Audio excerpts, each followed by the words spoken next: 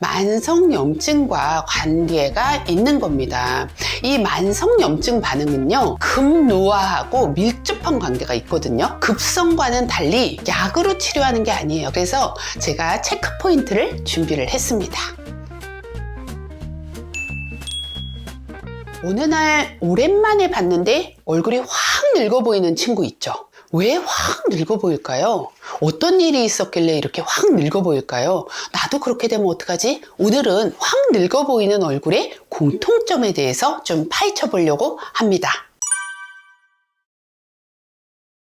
네, 요즘 진짜 관리들을 연예인뿐만 아니라 일반인들도 너무 잘하잖아요. 그래서 저 사람이 도대체 몇 살 정도일까라고 가늠이 좀 안 되는 경우도 있어요. 근데 저는 이제 사람들을 많이 만나는 직업이다 보니까 아무리 관리를 잘해도, 아무리 수술을 해도, 아무리 시술을 받아도 나이를 말해주는 부분이 있습니다. 바로 어디냐면요, 첫 번째가 눈가, 눈 밑주름. 여기는 어떻게 숨길 수가 없더라고요. 아무리 수술을 해도 눈 밑주름은 제 눈에 완전히 포착이 됩니다. 그 다음에 이제 두 번째, 입 옆에 세로주름이에요. 이 마리오넷 라인. 그러고 세 번째가 턱 라인이 무너지는 거. 이렇게 세 가지로 압축을 할 수가 있을 것 같아요. 그러니까 전체적으로 얼굴이 좀 울퉁불퉁해지는 거, 아무리 무언가 넣고 땡기고 이렇게 해도 이상해질 수밖에 없는 게 바로 피부의 힘이 나이가 들면서 떨어질 수밖에 없기 때문입니다. 그러니까 이런 부분이 보이기 시작한다면 얼굴이 확 나이가 들어 보일 수밖에 없는 거죠. 그러니까 제가 예전보다 왜 이렇게 나이가 들었지? 라고 생각을 했다면 이 세 군데를 한번 보세요. 이 세 군데 때문에 나이가 들어 보이는 경우가 굉장히 많습니다. 네, 맞아요. 실제로 여기에 대한 연구가 있거든요. 제가 생각이 나는 게 35세, 55세, 78세였던가 이 정도였던 것 같아요. 그러니까 35세는 이제 여자분들이 대부분 이제 출산을 하고 나서 확 이렇게 꺾이는 시기인 것 같고요. 그 다음에 55세는 이제 폐경되고 나서, 완경이 되고 나서 보통 확 이렇게 꺾이고, 78세는 정말 이제 노년층으로 가는 길목인 것 같습니다. 그래서 지금 이제 구독자분들이 이 언저리의 시기에 있다면 미리미리 좀 준비를 하는 게 굉장히 중요한 것 같고, 제가 지금 이제 나이가 55세잖아요. 그러니까 여기서 이제 환갑을 가면서 툭 꺾일 수 있는 나이라서 굉장히 신경이 많이 쓰이긴 한데, 아까 얘기한 그 세 가지 부위, 이 부위는 어떻게 보면 아무리 노력을 해도 좀 한계는 있는 부위라고 생각이 들기는 해요. 진짜 여기에 대해서 제가 할 말이 진짜 많은데요. 우리 환자들이요, 카메라를 들고 와요. 내가 원래 이렇지 않았는데, 내가 예전에는 이런 얼굴이었는데 그 다음 사진 지금 이렇게 됐어요 하고 제가 얼굴을 딱 보면요, 그 얼굴이 아니에요. 그렇게 늙지 않았어요. 그게 너무 사진에 연연하지 않으셨으면 좋겠어요. 이게 연예인들은 다 하나도 안 늙는데 왜 내 얼굴만 늙어요 하는데, 제가 봤을 때는 화장빨, 조명빨이 거의 다입니다. 그러니까 그런 거 믿으시면 안 된다. 내 얼굴을 객관적으로 보기 위해서는 한 거울을 보세요. 거울 하나. 화장실 거울이라든지 내 화장대 거울. 그렇게 매일 보는 게 낫지. 이 거울 봤다, 저 거울 봤다, 이 카메라, 저 카메라. 이렇게 하면 내 얼굴을 객관적으로 판단하기는 어려우니까 그 카메라 보고 너무 슬퍼할 필요 없습니다. 분명히 나쁜 습관이 있겠죠. 열심히 하고 있는데 잘못하는 것도 분명히 있을 것 같아요. 그래서 제가 체크 포인트를 준비를 했습니다. 요즘 급격하게 살이 빠졌다 또는 급격하게 살이 쪘다.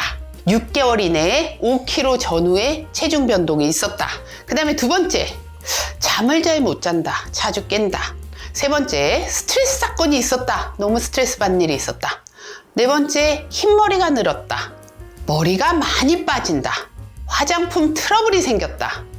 가려움증이 막 이상하게 자꾸 생긴다. 나는 평소에 옆으로 누워 자는 습관이 있다. 요즘 유난히 과자, 초콜릿, 단 것들이 많이 땡기고 많이 먹게 된다. 운동을 할 시간이 통 없다. 10가지 얘기 드렸거든요. 이 10가지 중에 만약에 5가지 이상이라면 너무 심각한 수준입니다. 진짜 확 늙을 수 있는 요인을 갖고 계시는 거예요. 근데 이 10가지는 제가 어떤 기준으로 뽑은 거냐면요. 모두 만성염증과 관계가 있는 겁니다. 이 만성염증 반응은요. 급노화하고 밀접한 관계가 있거든요. 급성과는 달리 약으로 치료하는 게 아니에요. 급성염증이 생기면 항염제, 소염제 이런 거 먹으면 좋아지잖아요. 이거는 염증 약으로 해결되는 게 아니라 나의 라이프 스타일을 바꾸셔야 돼요. 그리고 여기 중에 하나 이제 한쪽으로 주무시는 습관은 얼굴이 비대칭이 될까봐 제가 넣은 거예요.